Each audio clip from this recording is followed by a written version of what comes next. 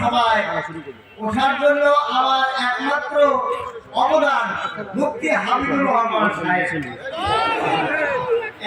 এরপরে হচ্ছে আমাদের ইউনিয়ন পর্যায়ের নেতা মাওলানা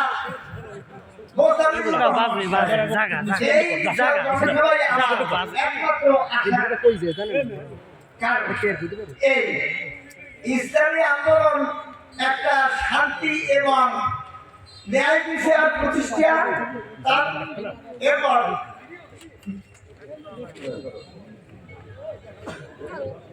এবং ন্যায্য অধিকারের জন্য এই ইসলামী আন্দোলন। ইসলামী আন্দোলন কিন্তু আমি হিন্দু মানুষ, আমি একা করি না, আপনারাও সবাই করেন। 40 জন সদস্য করছি। আবার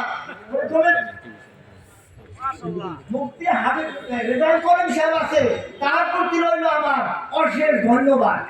আমি সংখ্যালঘু সম্প্রদায়ের লোক, আমার প্রতি আপনারা একটু সুনজর রাখবেন।